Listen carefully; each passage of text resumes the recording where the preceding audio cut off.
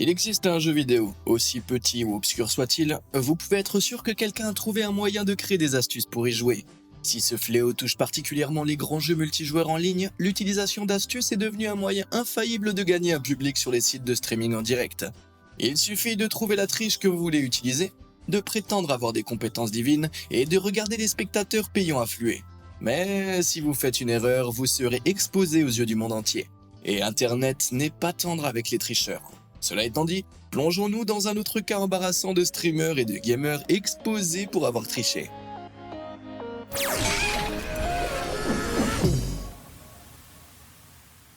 Pflex. Call of Duty est l'une des franchises de jeux les plus vendues au monde, mais elle abrite également des centaines de milliers de tricheurs qui envahissent les serveurs chaque jour. On pourrait s'attendre à ce que ce soient tous des préadolescents pathétiques désespérés de s'intégrer parmi les meilleurs joueurs. Mais de manière controversée, certains de ceux qui utilisent ces triches sont les meilleurs joueurs, comme l'a prouvé Pflex en avril 2022. Classé numéro 2 dans Call of Duty Vanguard, Pflex diffusait la partie en streaming sur Twitch quand tout à coup, ceci s'est produit. I picked up a fucking pistol, man. Damn, I'm shooting that kid, cutie. Yo, Carter. Damn, why does my game always crash and shit? My bad. Vous avez vu ça? Revenons en arrière. Ne clignez pas des yeux ou vous risquez de le manquer. Voilà.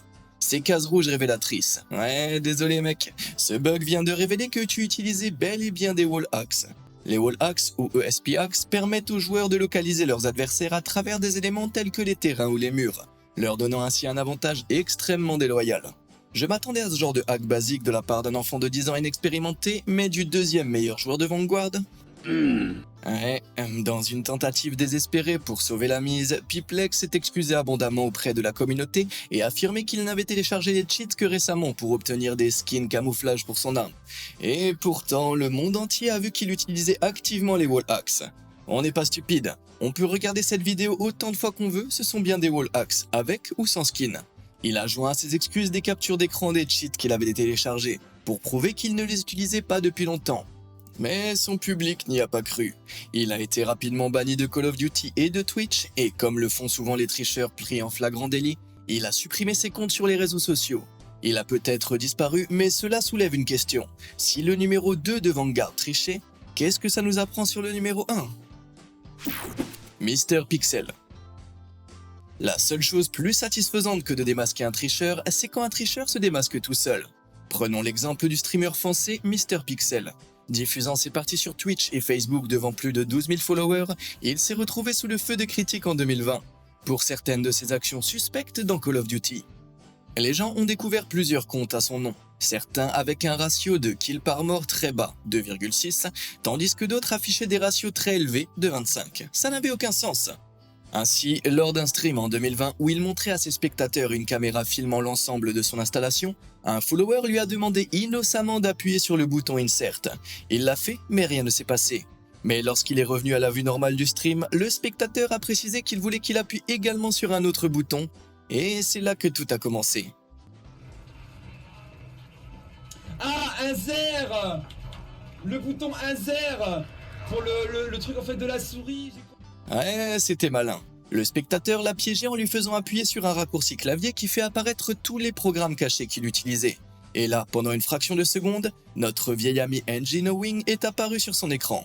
NG Knowing est un service d'abonnement à des triches qui propose plusieurs petits hacks faciles à utiliser, comme des wall hacks et des aimbots. Ce dernier était, sans surprise, activé par Mr Pixel.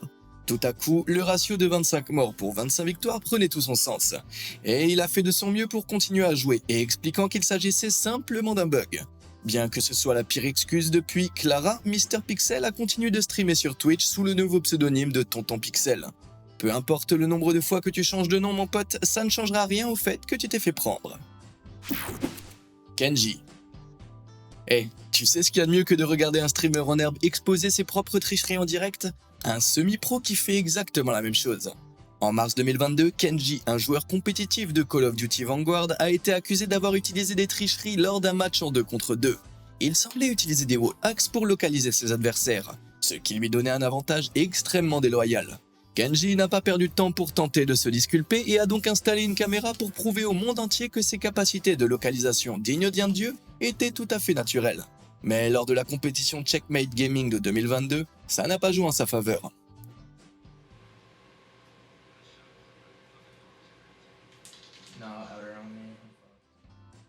voyez ces cases jaunes sur son écran qui indiquent la position de tous ses adversaires?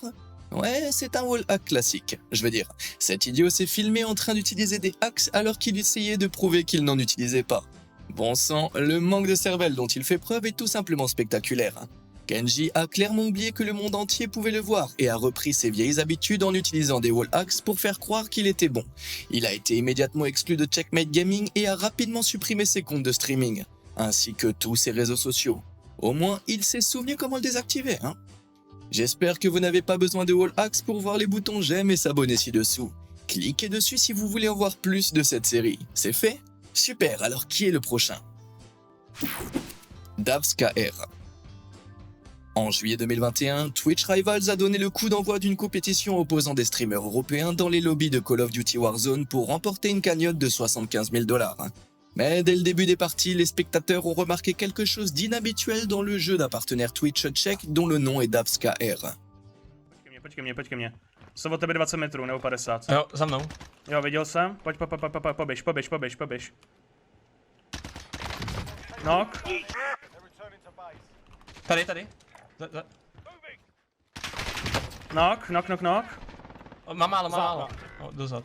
Ještě dozad tam.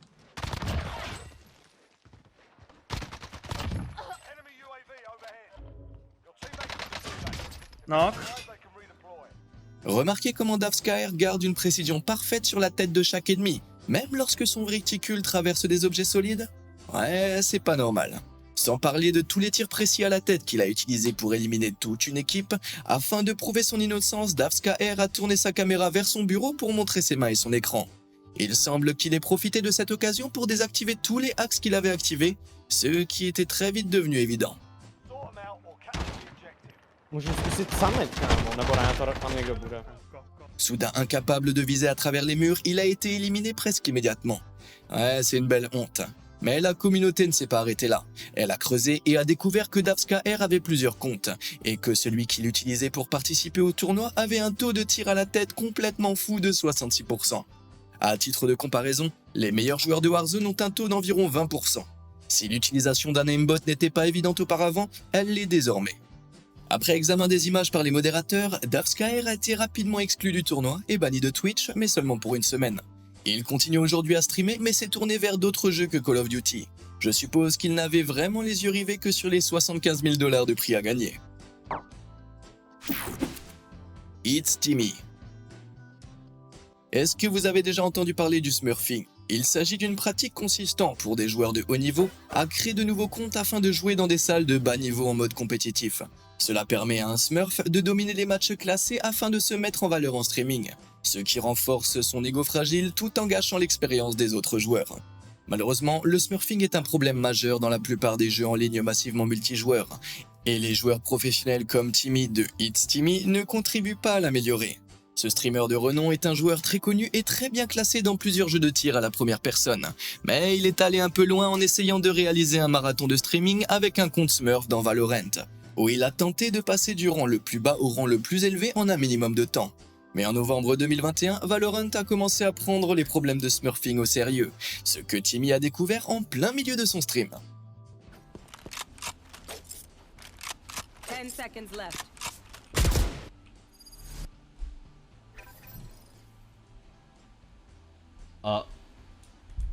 What? Hello? Hello?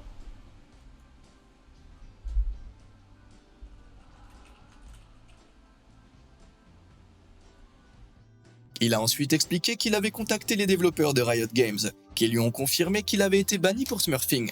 Mais son agence a affirmé qu'il ne devait pas être banni avant la fin du marathon, car ce type de marathon était une zone grise dans le règlement. Et 1 heure plus tard, son compte était rétabli et il a repris son marathon. Alors, si je comprends bien, Riot, il n'est pas acceptable de faire du smurfing, sauf si vous êtes un grand streamer qui attire un large public. Auquel cas, vous pouvez faire ce que vous voulez.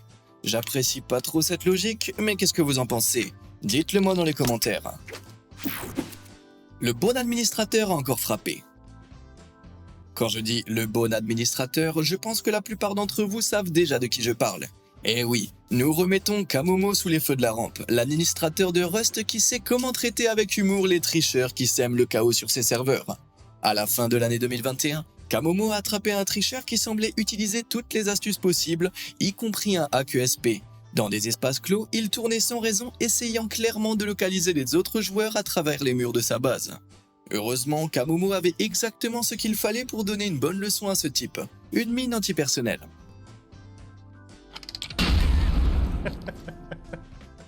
Et pas une, mais deux. How are you playing a server and there's a landmine behind you and you don't question it? Like,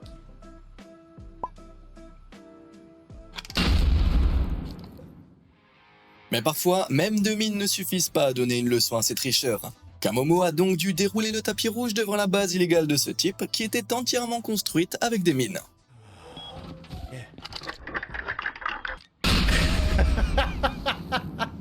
that look down. Ah, honnêtement, je pourrais passer toute la journée à regarder Kamomo s'occuper de ces idiots.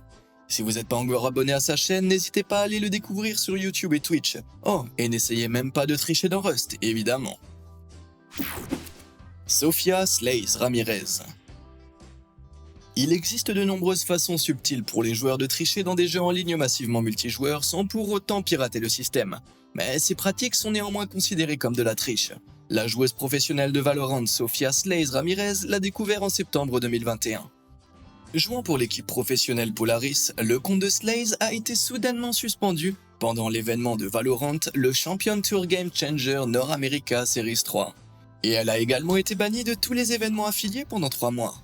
Le développeur de Valorant Riot Games l'a accusé de boosting ou bussing, c'est-à-dire le fait d'avoir sciemment joué aux côtés de tricheurs dans le jeu afin de profiter de leurs avantages et d'améliorer ses propres scores.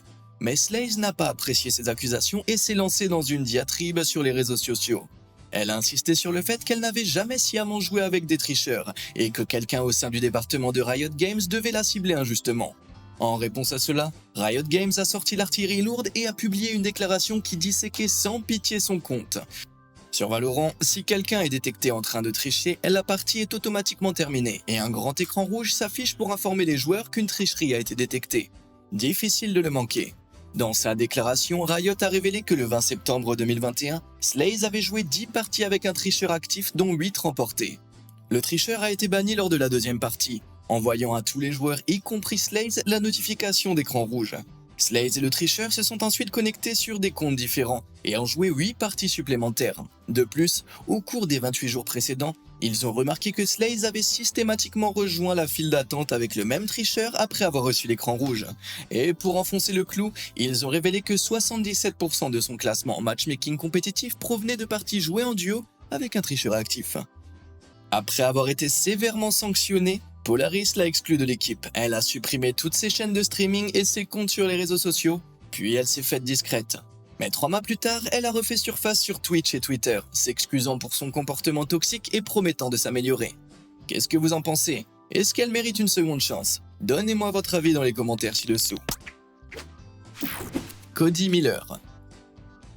Pour le tricheur suivant, il faut remonter le temps jusqu'en août 2005. C'est à cette époque que le speedrunning sport considérait à terminer un jeu ou un niveau le plus rapidement possible, faisant ses premiers pas. C'est alors qu'un speedrunner connu sous le nom de Cody Miller a affirmé avoir terminé le jeu Halo 2 dans le mode le plus difficile, le mode légendaire, en seulement 3h17 sans mourir. Compte tenu de la période à laquelle cela s'est produit, dans l'histoire du speedrunning, cet exploit impressionnant lui a valu une place dans le Guinness Book des records de 2007 et l'a rendu célèbre dans la communauté du speedrunning. À tel point qu'en 2011, il a été invité à un événement officiel Awesome Game Done Quick pour montrer son incroyable talent de speedrunner en direct. Et c'est là que son stratagème s'est effondré. Bien qu'il ait soi-disant établi le record, Cody s'est perdu à plusieurs reprises, n'a pas utilisé de tactique clé et a finalement dû réduire la difficulté.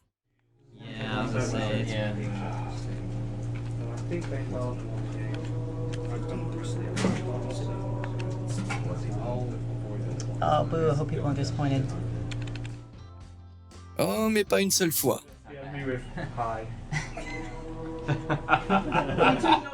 2 fois. Yeah, we need other people. In the interest of time. Au final, il lui a fallu 4 heures pour terminer le jeu en difficulté normale, soit plus du double du temps prévu. C'est franchement embarrassant à regarder. Cody a été unanimement accusé d'avoir truqué son run initial de 3h17 en assemblant des parties de plusieurs runs afin de paraître bien meilleur au jeu qu'il ne l'était en réalité. Bien qu'il n'ait jamais réfuté les accusations portées contre lui, son temps a été sans ménagement supprimé du classement officiel des speedruns. Eh bien, s'il l'a vraiment truqué, cela ferait de lui moins un Master Chief et plus un Master Cheat. Connor Ace. On a donc établi que réaliser des speedruns en direct lors d'un événement Game Done Quick est très important dans la communauté des speedrunners, mais Cody n'est pas le seul à avoir été soupçonné d'avoir triché avant d'y arriver. En 2019, Connor Ace a soumis un record mondial sur le jeu Cluster Truck afin de participer à l'événement des Summer Game Done Quick de 2019. Ça a empêché un autre speedrunner de Cluster Truck, Ronin Pawn, de participer.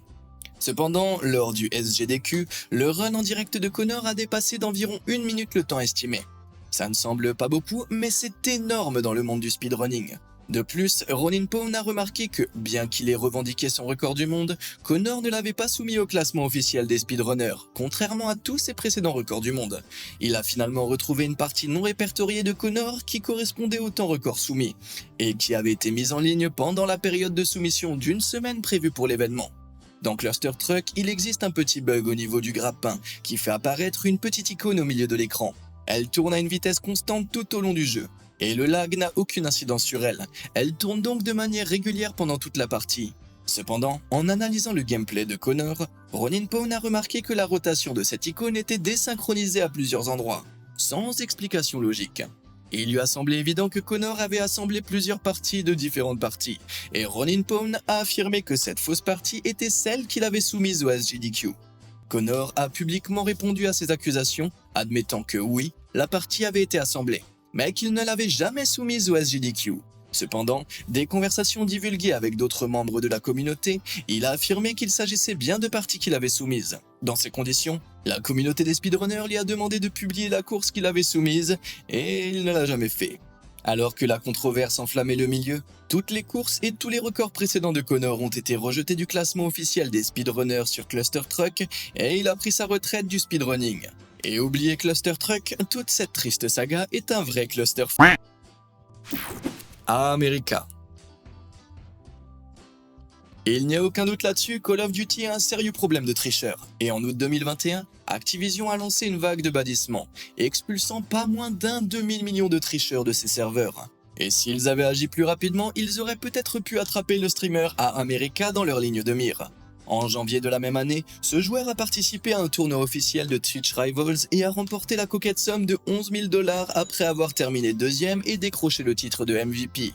Mais cette euphorie n'a pas duré longtemps, car quelques mois plus tard, en mai, un fil Twitter du détenteur du record mondial de Warzone, Sims, a mis en évidence plusieurs clips montrant America en train d'agir de manière suspecte. He has everybody. I need to... Alright. Bro, this guy does not see me A-side and starts pre-firing. He looks to the right a little bit for no reason. Pre-fires. And then I peek. Il tire à l'avance et se prépare pour des personnes dont il ne sait clairement pas qu'elles vont arriver. On dirait qu'America avait activé quelques wall hacks et qu'il visait ses ennemis à travers des objets solides. Don't tell me he's actually there. He actually did. He really did frame him. He followed him to the wall. No way! He really did! Ouais, il a eu de la chance. Soit ça, soit il a suivi ses traces pour attraper un gars dont il ne pouvait connaître l'arrivée qu'en utilisant des wall hacks pour espionner sa position. Les joueurs de haut niveau qui utilisent un équipement audio de pointe peuvent parfois utiliser le faible bruit des pas pour anticiper la position de leurs adversaires, mais America était loin d'avoir ce niveau de jeu. Pour contrer ces accusations, lors d'un livestream, il a autorisé quelqu'un à accéder à distance à son PC via TeamViewer, afin de prouver qu'il n'avait rien à cacher. Et comme vous allez le voir, c'était la pire chose qu'il pouvait faire car l'enquêteur a fouillé dans ses emails. Oui, ce sont des emails envoyés par America à une société appelée Gator Hacks qui cherche activement à acheter des astuces pour Call of Duty. Ça sent pas bon. Il a d'abord prétendu qu'il s'agissait seulement d'une demande d'achat et qu'il n'avait rien acheté. Mais si on met en pause ici, là, vous voyez ça? Ouais, la recherche d'email a trouvé un email intitulé « Votre compte Rival Cheat a été créé ». Et Rival Cheat vend clairement des astuces pour Call of Duty. Le trou ne fait que s'agrandir. Au final, il n'a toutefois subi aucune conséquence réelle. Sa chaîne Twitch a brièvement été suspendue, mais America a affirmé que c'était pour cause de contenu haineux non modéré et pas pour tricherie.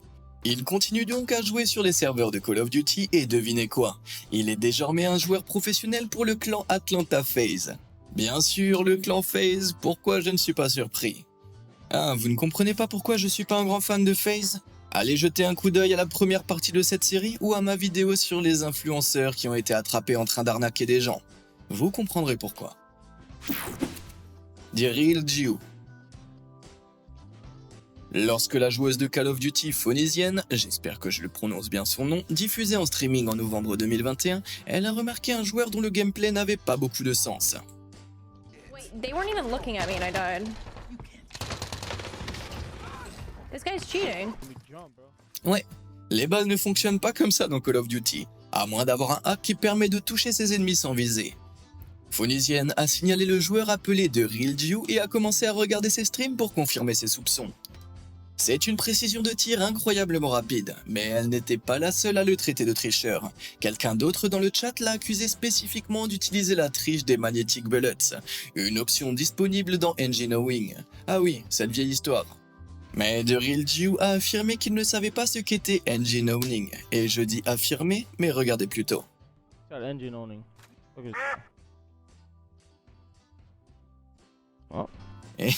Ne clique pas si vite mon pote, regarde bien ces liens Engine Owning dans ton navigateur qui apparaissent en violet parce que tu as déjà visité le site. Et regardons de plus près cette section violette très importante consacrée aux achats.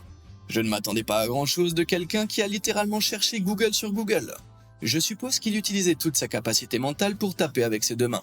Après cette gaffe monumentale, il a fini par admettre avoir utilisé Engine Owning et s'est rapidement retiré d'internet. Bien joué Phoenicienne. Francesco Cordiani. Passons maintenant à quelque chose d'un peu différent et d'un peu moins numérique, Yu-Gi-Oh! Le jeu de cartes à collectionner. La triche dans les tournois de jeux de cartes est presque aussi répandue que dans les jeux vidéo, mais on pourrait penser que ces joueurs seraient assez intelligents pour ne pas tricher alors que leur partie est diffusée en direct dans le monde entier, non? Eh bien, vous vous trompez lourdement.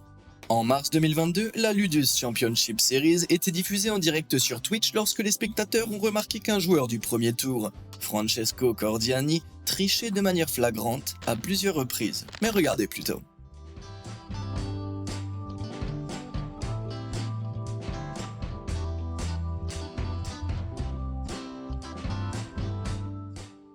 Vous avez remarqué, il s'agit d'un tour de passe-passe appelé faux mélange. Alors qu'il semble mélanger les cartes, il choisit en réalité celles qu'il veut dans son paquet et les place sur le dessus, ne mélangeant que les cartes situées en dessous. Mais plus tard dans la partie, il recommence de manière un peu plus flagrante.